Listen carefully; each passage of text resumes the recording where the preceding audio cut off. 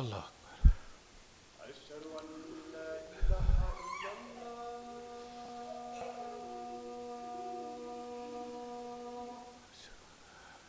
أشهد أن لا إله إلا الله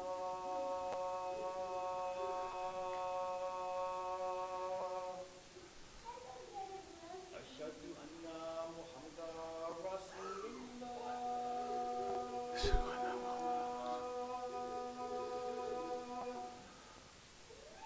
أشهد أن محمدا رسول الله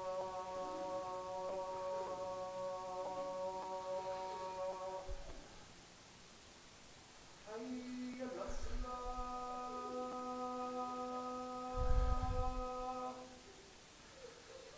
حي على الصلاة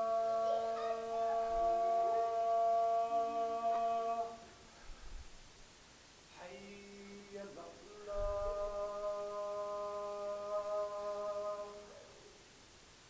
حي على الفلاح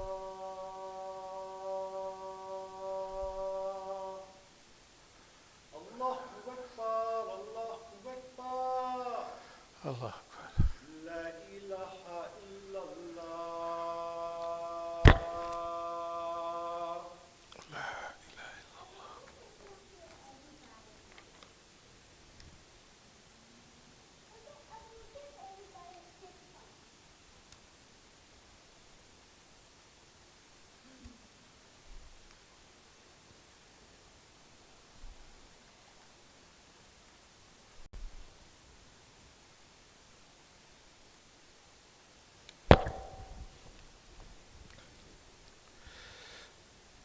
Bismillah ar-Rahman ar-Rahim. Alhamdulillah. Alhamdulillah. Ahmaduhu wa asta'inuhu wa astadihi wa astaghfiruhu wa umminu bihi jalla wa ala wa la akfuruhu wa ashhadu an la ilaha illallah wa ashhadu anna Muhammadan abduhu wa rasuluhu. Arsalahu bil huda wa din al-haq liyadhhiruhu ala ad-din kulihi wallahu karihal mushrikun. All praise belongs to Allah. We praise Him, we seek His help, His assistance, and His guidance. We believe in Him and do not disbelieve in Him. I bear witness that there is no God but Allah, and Muhammad sallallahu alaihi wasallam is His servant and messenger. Allah sent him, that is Muhammad, with Deen al-Haq, the religion, the way, the methodology of truth. This way of life known as Islam will rise to its proper position in this world, whether the mushriks like it or not. Amma ba'd, inna Allaha yahmuru bil adli wal ihsani wa ita'i dhil qurba wa yanha anil fashai wal munkari wal baghi ya'ittakum la'alakum tadhakkarun. Allah commands justice, the doing of good, and liberality to kith and kin. He forbids all shameful deeds and injustice and rebellion. He instructs you that you may receive admonition. فَمَنْ يَرِيدِ اللَّهُ أَنْ يَهْدِيَهُ يَشْرَحْ صَدْرَهُ لِلْإِسْلَامِ. Those whom Allah and His plan willeth to guide, He opens their breasts to Islam. يَا أَيُّهَا الَّذِينَ آمَنُوا اتَّقُوا اللَّهَ حَقَّ تُقَاتِهِ وَلَا تَمُوتُنَّ إِلَّا وَأَنْتُمْ مُسْلِمُونَ. O you believe, fear Allah as they should be feared, and do not die except in a state of Islam.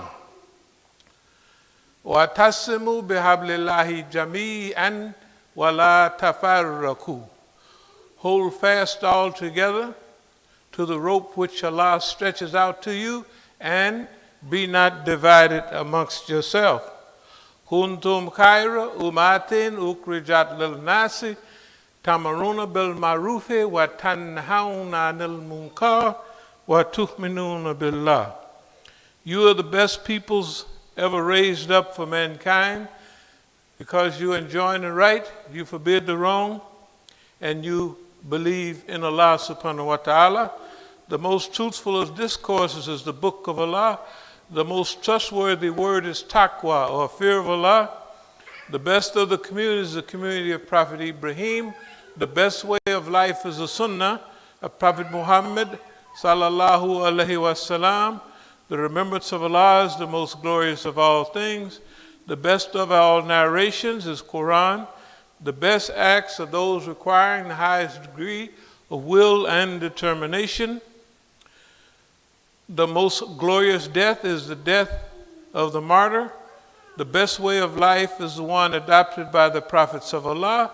The most wretched blindness consists of going astray after finding the right way. The best acts are those that yield benefits. The best guidance is that which people may be able to follow. The worst blindness is the blindness of the heart. The upper hand is better than the lower one. The less which can meet one's needs is better than the more which can cause neglectfulness. أقول قولي هذا واستغفر الله لي ولكم.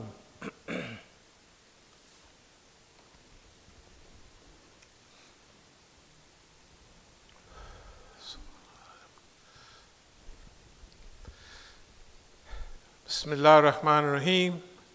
الحمد لله رب العالمين والصلاة والسلام على خير المرسلين محمد النبي الأمي وعلى آله وصحبه أجمعين.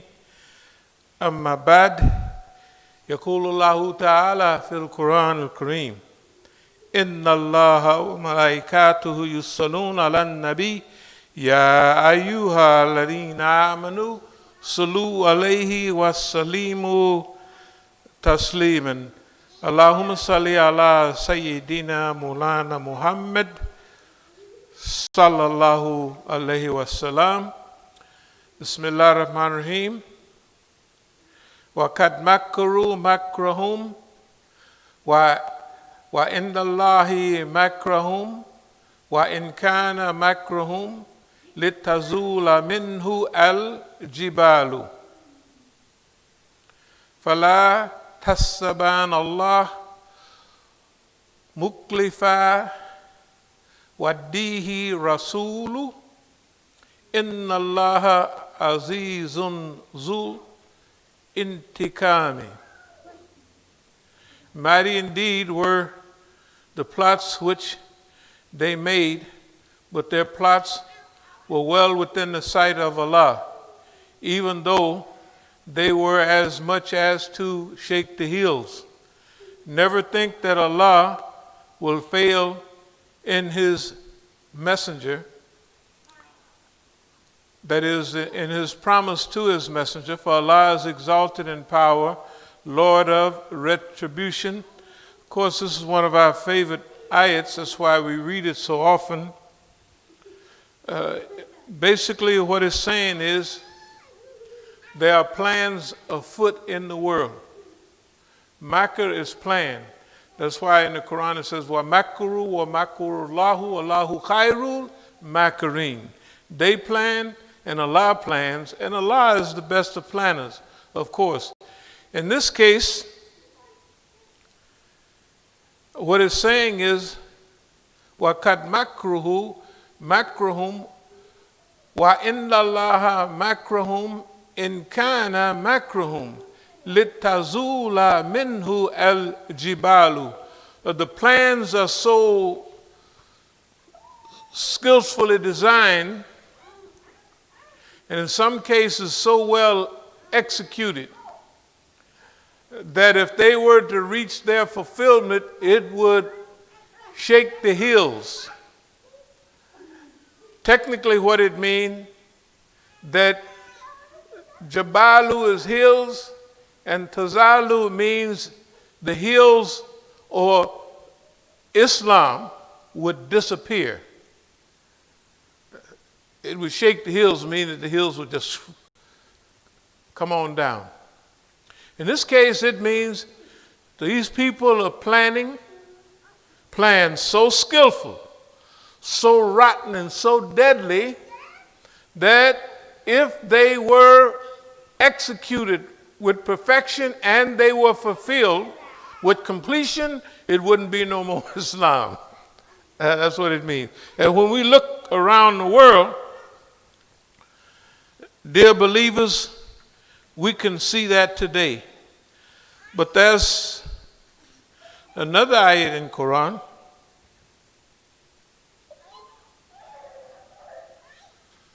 It says, let not their strutting about of the unbelievers through the land deceive you.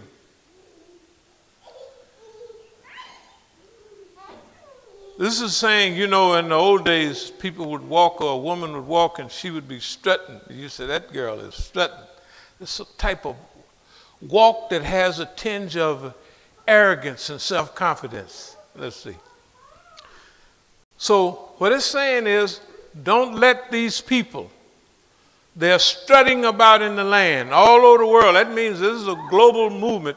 They are all over the world, strutting in and out of everybody's business, cause and death and destruction. But don't let that deceive you. Don't let that fool you, right? Don't let all of that, what's going on, cause you to sense that something is not full in Allah's plan, because in the other ayat it says that Allah's promise to the messenger will be completed or fulfilled, right? So there's just another ayat on the same page. I just want to read it for. Oh, you believe, persevere in patience and constancy, and vie in such perseverance. Strengthen each other and fear Allah, that you may prosper. So this is about sabr, asbiru, or sabbiru. It's saying that whatever befalls you, you should have patience. And don't let the temporary happenings of these people and them moving about in the land make you think that they are a permanent reality, that they're going to be here for all time. And this is what Allah is saying to us. And I come with that today because we come at a time, we just had these conventions, the Democratic convention week before last, and this week, they just finished up the Republican convention. And when you look at the world today, the way it is, you'll see that absolutely none of them even touched on the world in which we live in today. Just a few points. Number one, California is burning down right now. When I say burning down, you would have to have been to forestry camps out there in California like I would to have even an idea what they're talking about on the news. When they say 1 million acres, you have to understand how much land, how much territory that is. And that's in this fire. Of course, they're going to have a fire next time and next time. The fire season is going on all up into maybe December, maybe November. The rainy season comes. Because see, in California, they have 2 seasons. Here we have 4. We jump up and got the winter, then we got the spring, everything is green. Then the summer, look at it. Then we have the fall, it's nice weather again, but the leaves are falling off the trees. We have 4 seasons here. California have 2 seasons. The rainy season, right? And then the dry season. That's why they have so many forest fires. Okay, so what happens is, in the winter, if you want to see green America, you drive in December or January from here to California, and you're going to see nothing but dry, you know how it look in the wintertime. Then, when you go when you hit Reno, Nevada, and you go over those hills into California, and you come down into Sacramento Valley, you're going to see nothing but green. It's going to be, over here, it's pitiful. Over there, it's just nice and green. Just beautiful. So, but by the time May run around, it stops raining. Then it gets a little dry. So May, June, you could have an early fire season, like little fires here and there, even in June. But July, you get back. But August, like now, it's all over. The fire season kicks in. And last week, it was 100 and something degrees all over California. In Furnace Creek, it was 130 degrees. I know you can't understand no 100. I already know that, because when we go through Phoenix and Tucson at 116 degrees, but add 15 degrees onto that. It was 130 degrees. That's the hottest temperature on earth. Now, they had hotter temperatures measured before, 136 degrees, Saudi Arabia, 134 in Libya. This was a long time ago. They know those measurements were not perfectly correct. But that 130 degrees the other week is by these new scientific super duper bubble gadgets that if it says 130 degrees, it's 130 degrees. I want you to try to imagine when it's 100 degrees here. Now it's about 85, 90 degrees, and you see how terrible it is. Just imagine, add 10 degrees, make it 100. Now add 10 on to that, that's 110. Now you're getting into furnace, sticking your head in the oven feeling. Add 20 degrees on that 110 and you got 130. Good God Almighty. And then they want them to run around on them fire trucks, right? With them tin hats and all of that, fighting fires. It's not possible. People need a rest, right? Okay. That's going on right now. Then they got a few from Louisiana, Texas, and all them places down there. They got the biggest hurricane to come ashore just the other day, and it just rolls on in. They said, man, this thing is going to go into 30 miles in, where the waves going to come in, 30 miles. And that's all happening. Nobody mentioned a word about it. Unemployment, small businesses disappearing. In New Zealand, they just sentenced a guy he's killed 59 people down there, right, last year. Muslims in the masjid, men, women, and children. The basketball players all just walked out the other day. They said enough is enough, right? You've seen them on TV.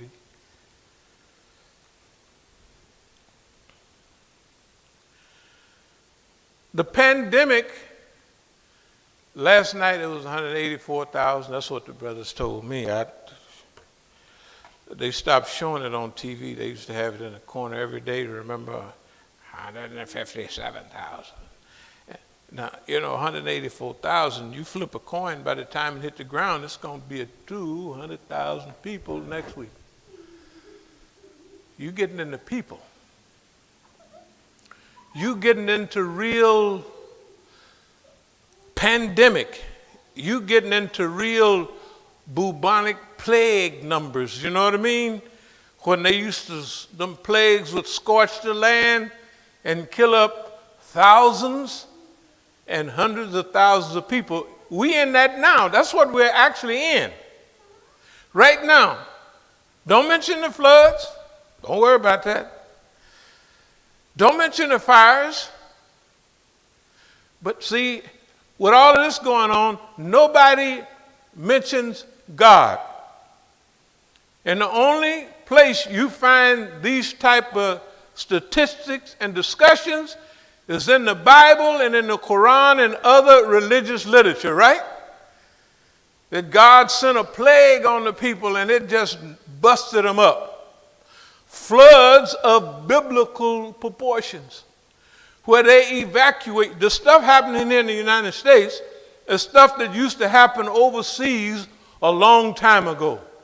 They got to evacuate hundreds of thousands of people. because a volcano erupted or something, anything, right? All that's happening right here in the U.S. Police killing me and you. Last night's talk was boogeyman. Boogeyman means that whatever happened, it's your fault. You the boogeyman, right? The Negro.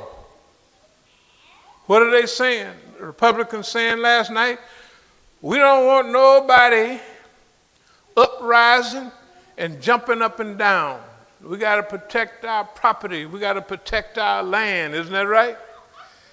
And the only thing, in the 60s, all rebellion started behind police brutality. The Watts riot everywhere started when the police beat or shot Rodney King. They beat him, so they just jumped all up. And they showed it on TV, right? This is where they all come from.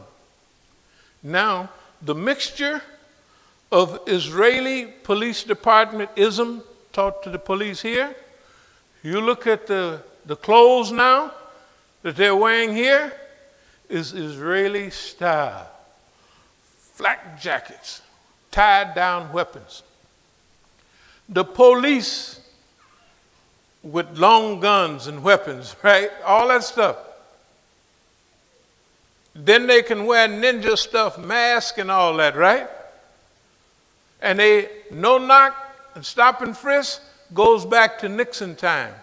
What was no knock? Before, the police used to have to knock on the door. Knock, knock, knock. It's the police. And people were dealing with that in their own way.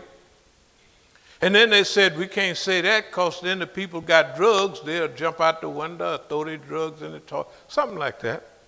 But they gave some reasons. No knock. Stop and frisk means they couldn't search you, illegal search and seizure, but they could pat you down. Now, what is going on here? This is back in '69 and all that time. That was because of the Black Rebellion. You see, the Black Rebellion caused all that to happen. Law and order. You heard that before? Right now today. They're jumping up and down about law and order. Isn't that right? That's what they're talking about. That was Nixon's old call. Demonize the black people, right? Demonize the black people for wanting to be free. When they shoot a brother now, they're saying you don't have a right to be mad about it. You don't have no right to be mad. They're over-equating, and then they're saying the police is being oppressed. The police is shooting me and you for no reason. And they're not doing it like, years ago, you had to be in the backyard, dark, nobody see you. Then the police, gun, they open up on the brother. You notice nowadays, they're not doing that. They got people out with cameras, everybody taking selfies all of a sudden. They see the police, they see the stuff going down, they turn the camera, and every killing they've had recently has been on camera. And they don't care.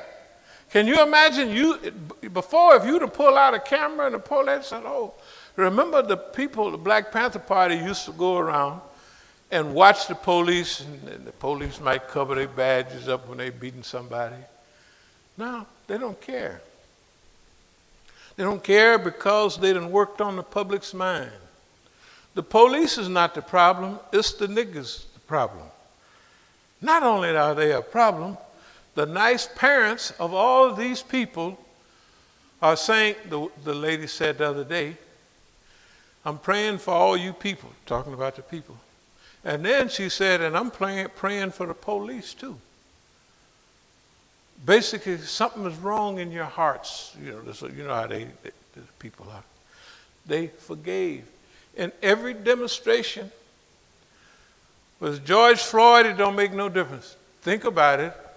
The families and the parents all said, we want peaceful demonstrations, right? All of them. Nobody came up and said, burn, baby, burn. Nobody. But then when it gets dark, they have they people on motorbikes and going around starting these fires and blaming it on us. And in our demonstrations, they have people stopping and say, you can't do this in our demonstration, right?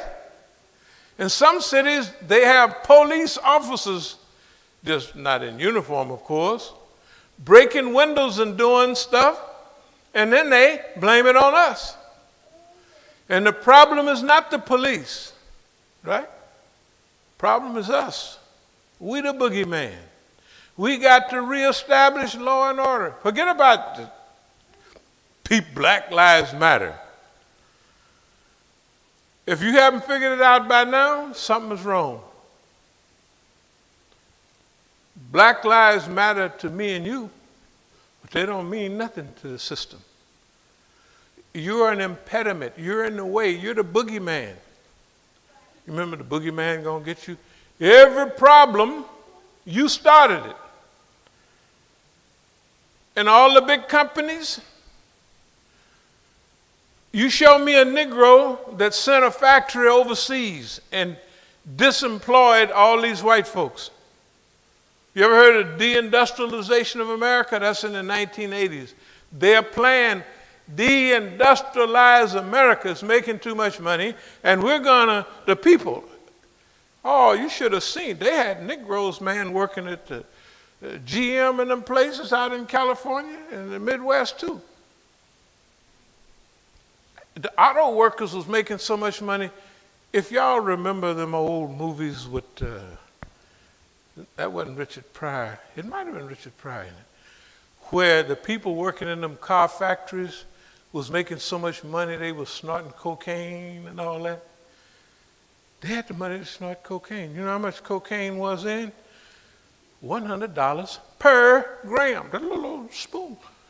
That's what it was in them days. $100 per gram. And they got piles of it. This, of course, in the movie, but it has to have some basis in reality.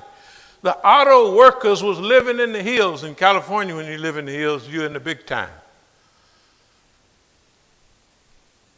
Them big companies said, that's it for the Negroes. Most of my friends, some came out of my shit in 81, they said. I said, man, how much y'all making out there at GM now? Oh, 21 hours, stuff like that. That's in 1980 and 81, not now. Now they just trying to get you, boost you up to $15 an hour.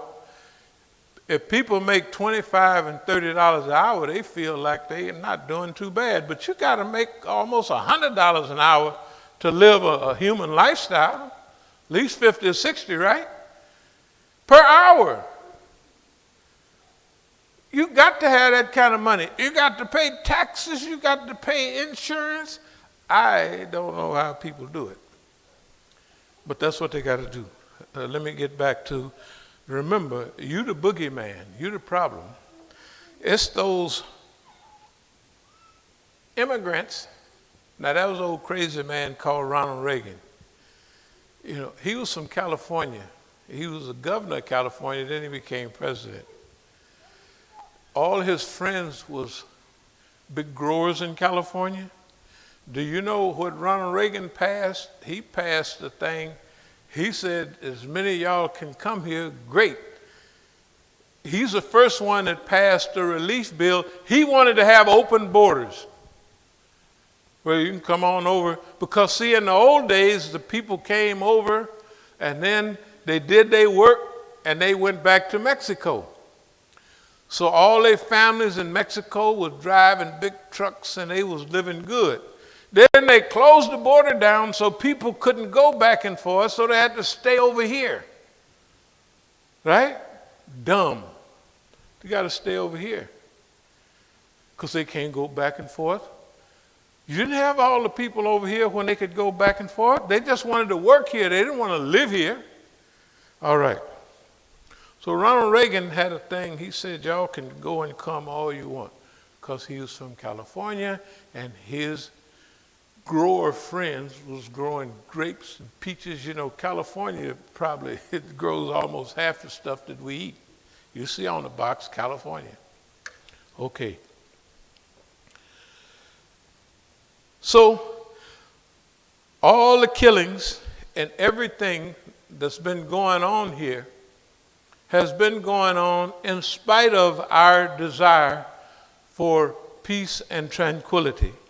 And everything from factories going overseas, they blame it like me and you did it. Like the Latinos sent all the factories. Them big white folks sent them factories, right? They sent the factories over there. And then they blame it on me and you like we did it. Right? It's the Mexicans' fault. They just, right? Making boogeymen, one of those advertisements showed a lazy Mexican with a big sombrero under a tree. You know, like a lazy Mexican, like they used to do lazy Negroes. The hardest work, you see these Latinos around here, they're getting a little Americanized now, but they work all day, anytime, right? And the reason that they're making money because the people that did the electricity here, they had two trucks. They were still downtown almost. And they were older brothers. I said, hey man, I heard y'all was a famous black company in D.C. And he said, yeah, we used to have 12 trucks. 12 trucks. You know, going out professional, all of them quality work, all of them by the code book, all that stuff, no jackleg. And I said, 12 trucks. How many of y'all got now? He said 2. They probably don't have none now because them 2 old guys is finished 20 years ago. So what happened? He said, people would come to work on Wednesday and want to get paid on Friday and want to get full pay, and they wouldn't work. We couldn't keep those trucks rolling. We couldn't keep them rolling. That's what they said. And it bears some resemblance to truth, you know. That's not saying that we're lazy. But anyway, they had the picture of the hardest working people in the world with a sombrero on sleeping under a tree. In other words, they give a picture, they done made the boogeyman out of the Mexican. Now in California, you don't see many Mexicans around here, but when you get out that way, that's all it is. On my block, we the last Negroes, the last we holding out. Ain't nobody else on the block but us. All the Negroes is gone. When we first moved on that block, we was blockbusting up. We was 2 Negroes on that block. 55 and 65, it was all Negroes, right? And now we're the last Negroes left. Anyway, let me speed up. We're talking about the transitions in history, fires, hurricanes, small business, police killings, unemployment rampant, our people being disrespected and abused, and all of a sudden, we're the problem. So here's what we're saying. I want you to think about what's going on here in America. What's really going on? Okay. Somebody hired Don. We've been saying this from day one. Somebody hired Don Trump. His mission, number 1, integrate into the Republican Party and destroy it. Number 2, use the remnants of the Republican Party to attack the Democrats. Now, you say, who would want to do that? Well, somebody from somewhere else may have studied America. And when they looked around America, they might come up with a plan. Now, but who can we get to do America like America has done everybody else? Y'all ever heard of divide, conquer, and rule? What about in all of our countries around the world? The American CIA and all those people are there causing fitna, right? How? Divide one group of people against another. It's called divide, conquer, and rule. Is it new? No. Pharaoh said, kill the men and leave the women folk alive. That's a great trial for him. So Pharaoh did what? Read the Quran, divided the people in sections. Never unified the people. When the people are all unified, why, they can defend themselves against who? You. So look at Don now. Don always thought of himself as rich and powerful, but he's a dummy, a big dummy. Well, look at his, was them all up in Atlantic City? 2 big casinos. What happened? Collecting, it looked like firewood or something. Cobwebs, everything in there. He's a bum when it comes to business. His daddy kept him up. Right? One thing old Cohen said the other day, he said, anybody that told y'all that he's rich, he said, why do you think he don't want you to see his tax returns? They say he's broke. We've been knowing it all along. Flat broke. Why? He don't never pay nobody. You build anything for him. And what happened? This is the first guy as president come to the presidency with 51 cases in court. 51 what he owe other people. Right? So he gets you to do a little work on a giant building, and then he don't pay you. And these contractors are going to be white, let's say medium construction level. They're going to be able to do pretty good sized projects with 100 employees or something like that. So to us, they would be considered rich because their projects are multi-million-dollar projects, right? They do work for Don, he don't pay him. Don owe him $50 million. He said, I'll give you 5. Call it a day. 5, right? And they had to add it up. Well, we go to court, and it's going to take so many years. By that time, my company's flat, right? That's the kind of employee, that's what Don been doing. Trump Towers, count around the world, how many of them belong to him or how many of them just got his name on them? Just do a little fact checking. He don't own them no more. People pay him to use the Trump name because it used to stand for class and quality. Now it stands for stupidity and insanity. Divide, conquer, and rule. Look at America. Divide the white folks and the black folks, right? Get the police on your side and the police kill blacks, browns, and everybody else they can get their hands on, right? Divide, conquer, and rule. Divide the liberals and the conservatives, right? A great leader, what do? They always unify people. Bums divide people. For America's sake, no. Somebody somewhere then hired Don. Well, how would they hire somebody to do that and they're an American? Very simple. People spy for other countries, they do. Now, suppose you're arrogant and mean, and you don't care nothing about nobody. Suppose your hero is Hugh Hefner. You remember Hugh Hefner, Playboy magazine? He was 100 years old, sitting there with a night coat on and Playboy bunnies.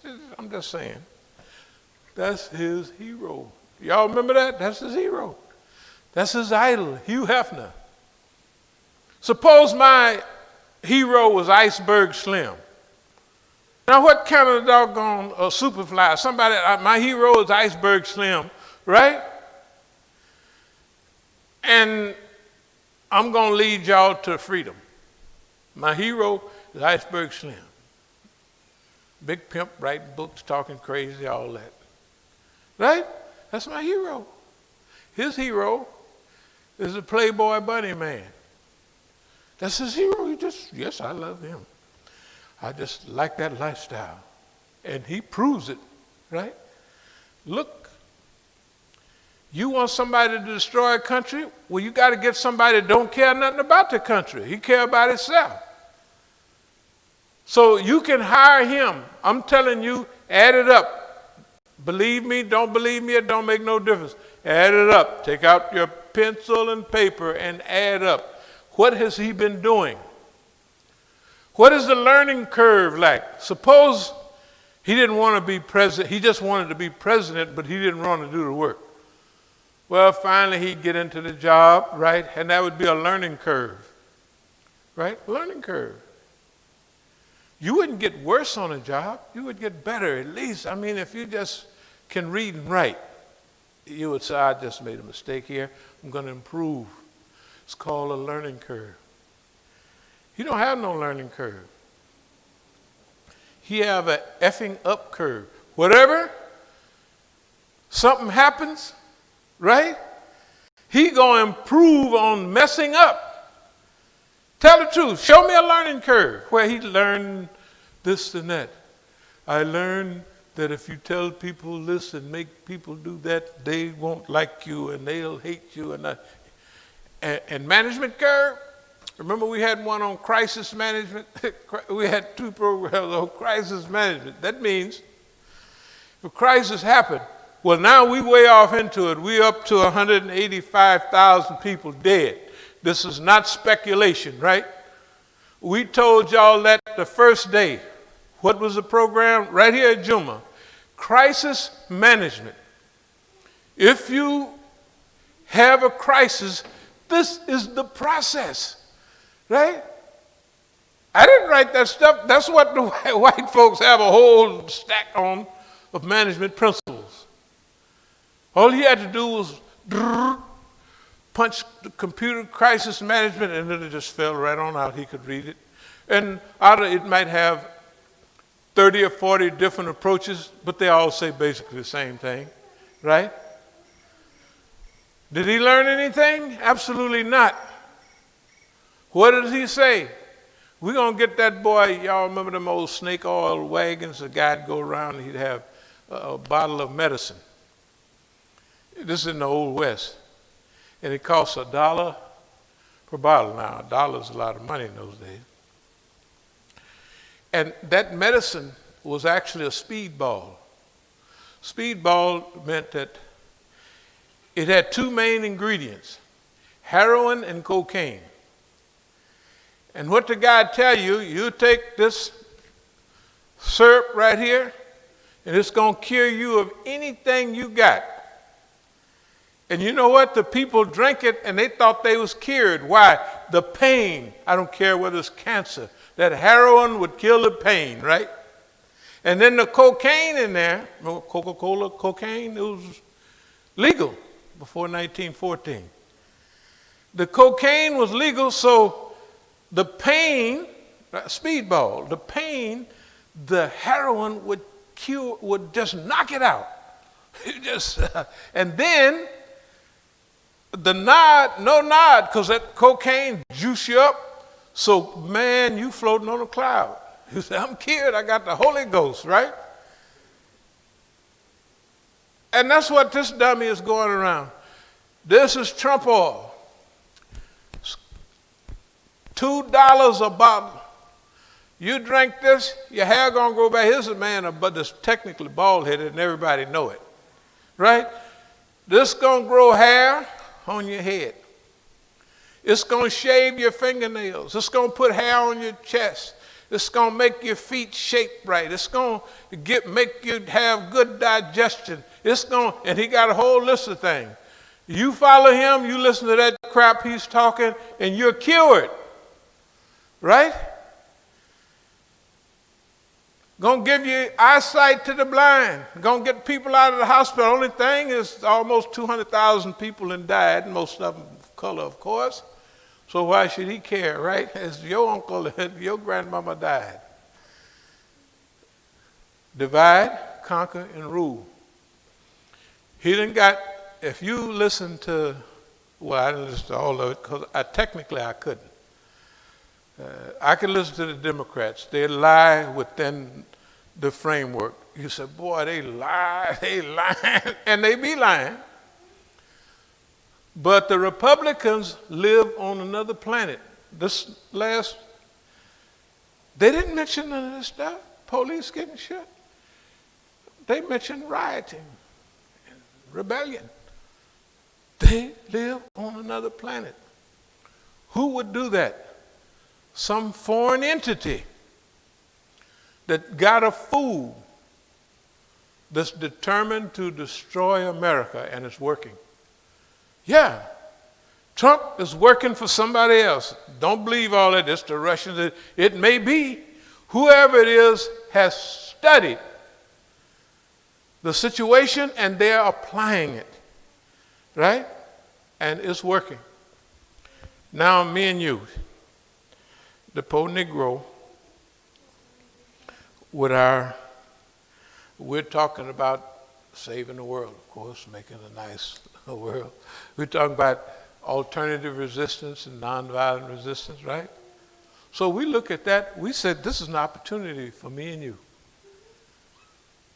It's an opportunity for Muslims. It's an opportunity for people who are so optimistic, so dreamland, so limitless in their dreams, and unrestrained optimism that they want to be like, what do they call them? Y'all ever watch when my daughter was young, she used to watch Power Rangers. You know, Power Rangers, and then the Power Rangers always did good, but the bad guy come in and he morphed up so big that they had to morph up too, right? So it's two big giants fighting. Right now, we ain't big enough. We're disorganized, not enough focus, but we have to have the desire. The only thing it takes, not the ability to morph up, but the desire. I want to be, this is the first stage, I want to be big enough and serious enough to fight them bums. I want to actually rescue America. Can you imagine the Negro, me and you? Now, I'm not saying they haven't been nice to us. I mean, you know, lynching here and there, stuff like that. But guess what? They're not after Negroes anymore by themselves. You know, white folks, there's more white folks dying. Didn't you go down to Dixie last month? And all of them, because it sounded like a crazy man. We want to help white folks. That's what, right? Because of their opiate addiction. Well, we realized it was bigger than us. And we had a history with it. We knew how it worked and how it did to the people in West Virginia, the people in Carolina. White folks, they had no idea. Even white folks, a few years ago, I first read this article on the only people in America that had a decline in their life expansion was white men. Even Negroes was living a little longer with all his high blood pressure and rheumatism and all. He's still living a little bit longer each year. But they done addicted so many white men to get their guns, because all the people that's got guns in America is white men, right? They put drugs in the community to break the movement, to break the back of our momentum. 50 years ago, nobody locked their doors. Not nobody. People did not generally lock their doors in the black community. Maybe some of the older people remember. You had safety in the black community. When they introduced drugs on a large scale, then by the 70s we had drive-by shootings. By the 80s we had mass gang killings. By the 90s it was just all done, right? It was all done. Everything was wiped out. The movement was dead after 2 or 3 years. Right? It was dead. The black family was dead. The black organizations were dead, or they were full of handkerchief-headed people. Right? Because the mayors, the governors, or whatever they are, how many of them they said, the people are burning things. The black people in Chicago are killing each other. Have you heard any one of them say, you're the ones that started the gangs here?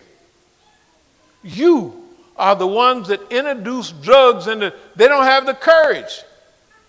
Right? When Reverend Wright, Obama's old-time preacher, said, God damn America. America that brought all these drugs here. And Obama had to give an apology.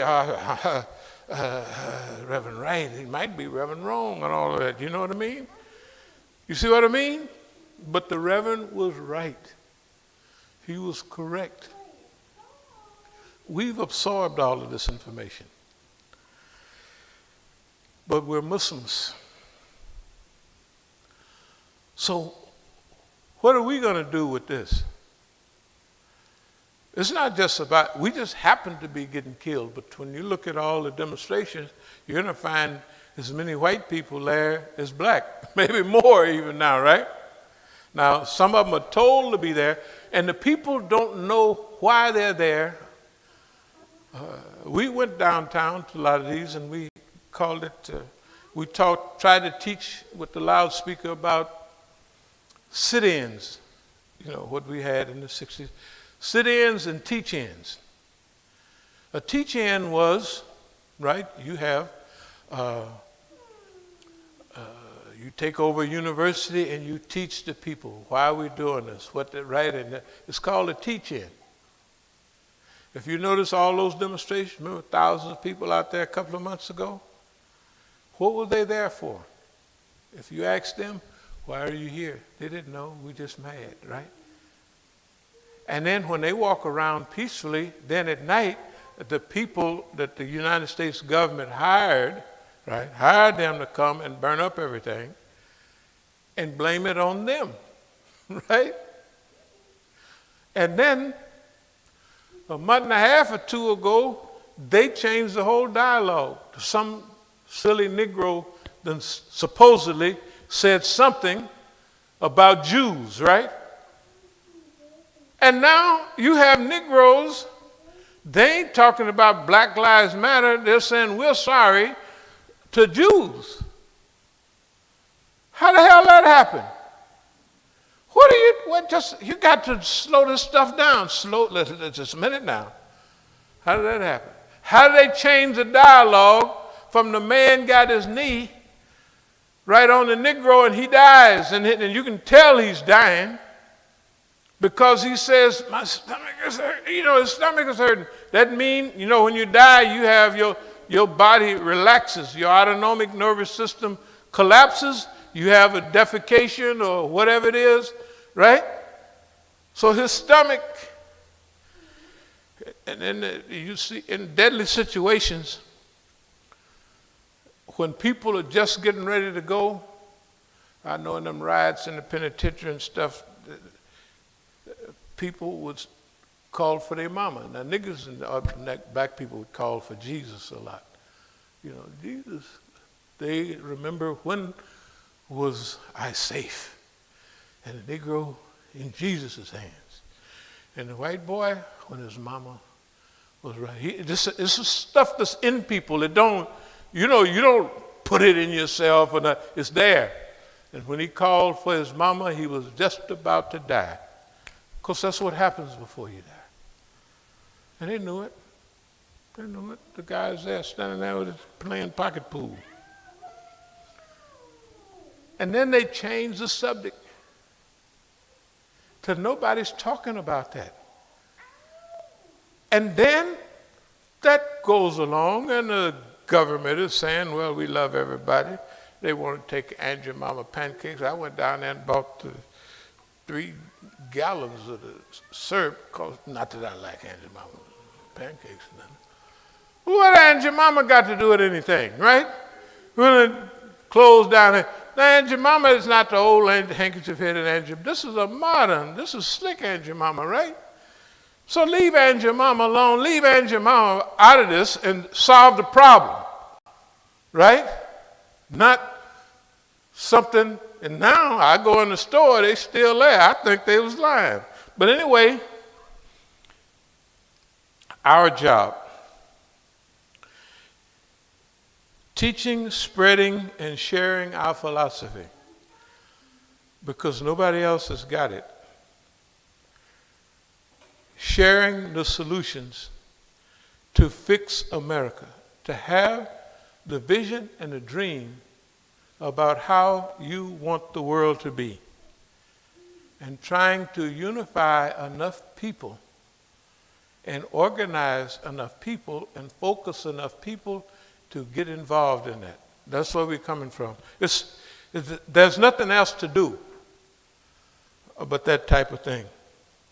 So that's why we're saying, anybody want to participate, you don't have to know nothing. All you have to do is have the desire to want to morph up big enough. That means increase in knowledge and information and all that in order to deal with this situation. So we want to organize to our limit. We want to morph up. And we'll move toward a close with this. They put everybody they want on these TV shows and all of that.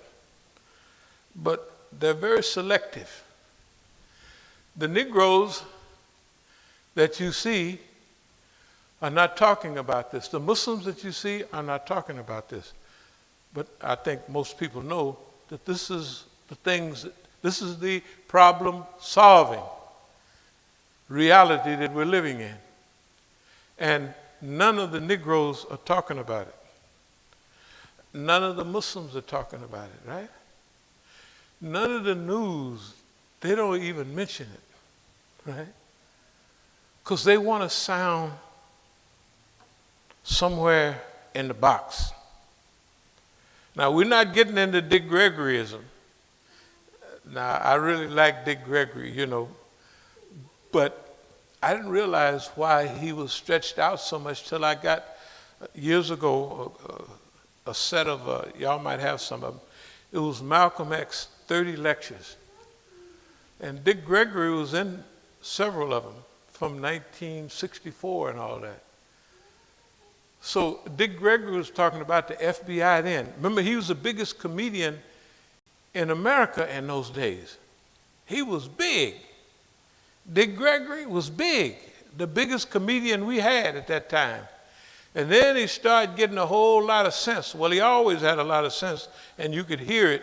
But then he really started making moves, and pretty soon he just integrated himself right out of that so-called big-time comedy. So the FBI was giving him a lot of trouble, and he used to talk about the FBI even in '64. So imagine his evolution. So when we say we're not going to not get involved in Dick Gregoryism, but Dick Gregory was so far out there that he didn't control himself and stay within the perimeter of what people understand a little bit. That's why we've been talking about science fiction management for 20 years here. You've heard us mention it, but we don't get too far off into it. Why? Because we would land smack dab on another planet.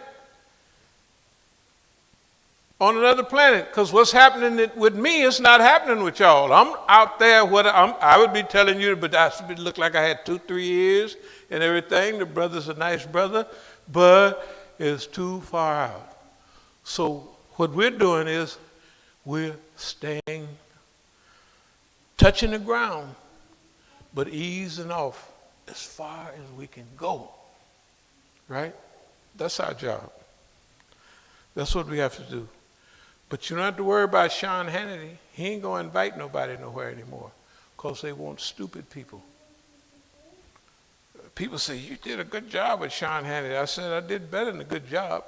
I leaned over, and when I was talking to him, you didn't see it on the TV.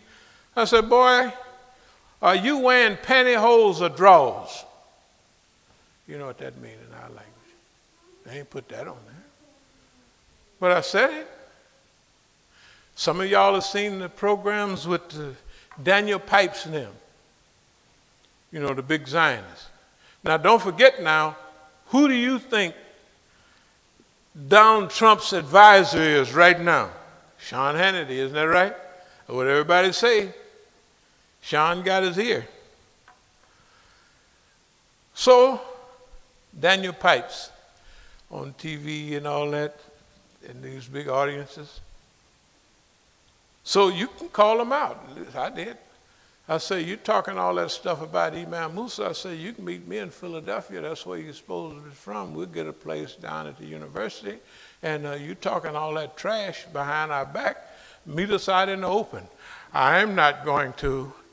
He wouldn't even respond to me. He's just talking like he's talking to the thing. I'm not going to respond to Imam Musa. I don't like his attitude. Of course. He don't want to get slapped around. They want, now if you in there, please, just let me tell you how I don't want, we're not no bad Muslims. Oh, Lord, have mercy, we good Muslims, right? You can come on our show.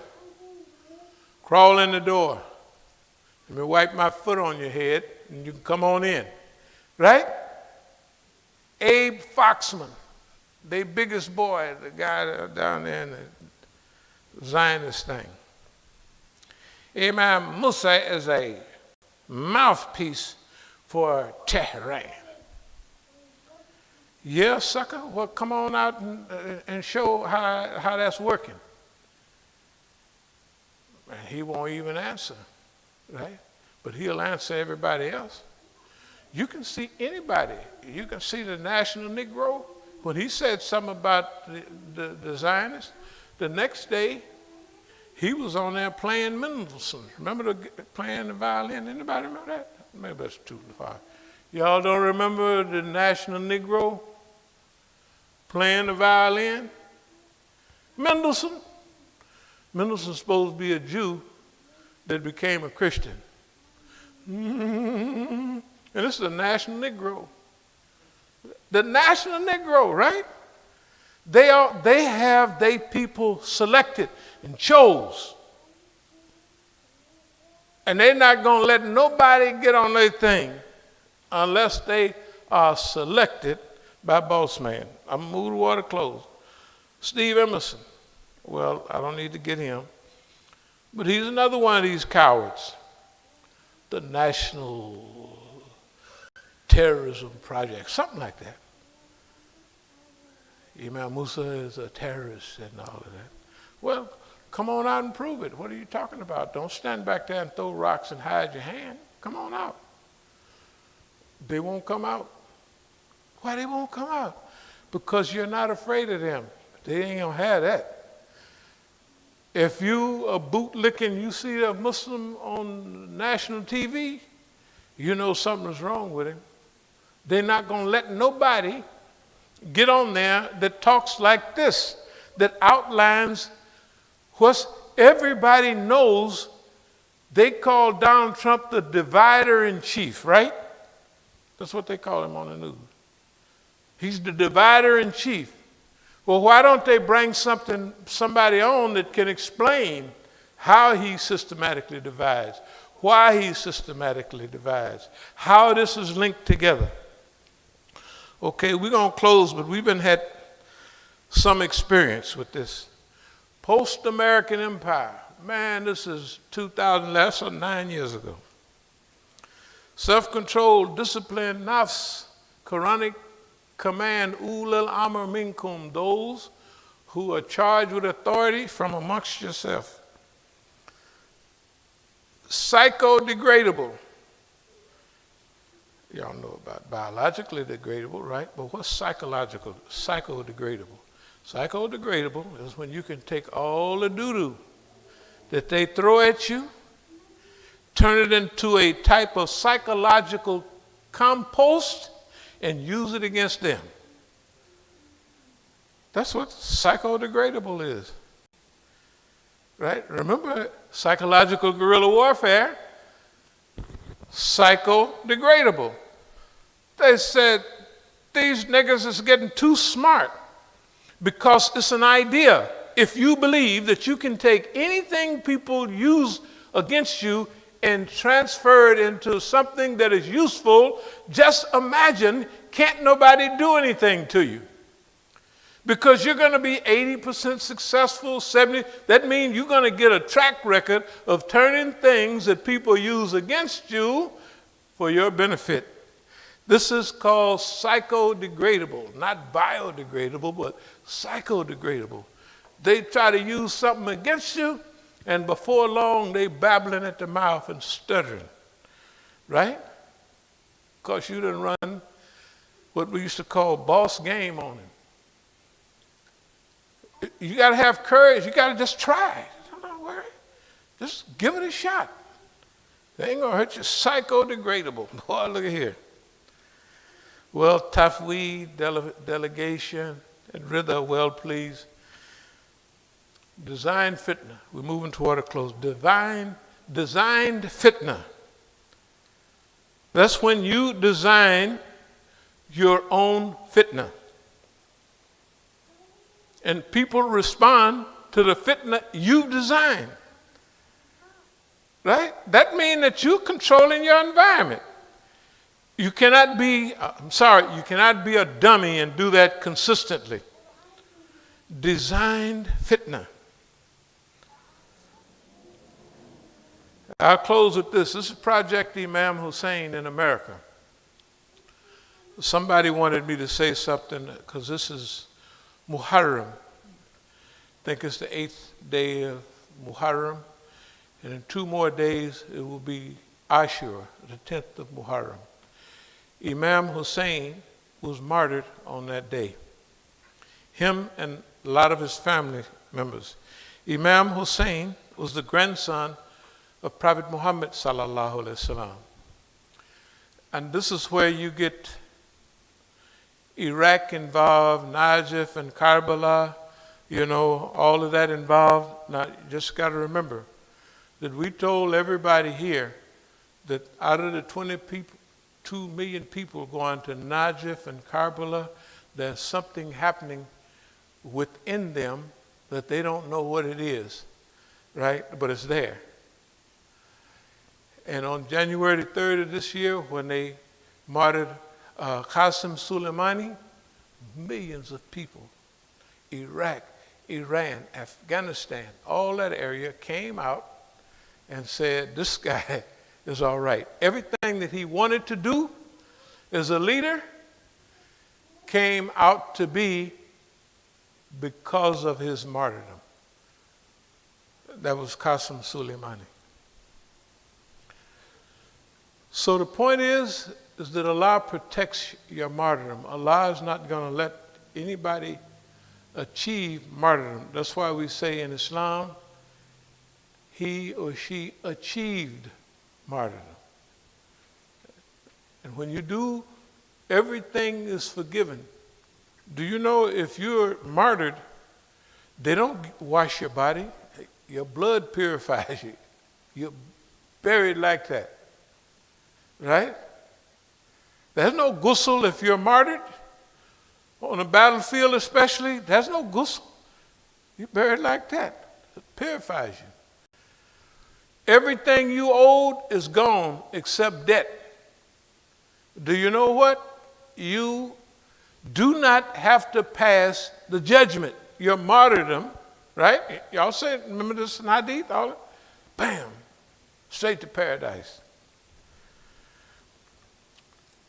Project Imam Hussein in America was just like who's on there, me, my picture.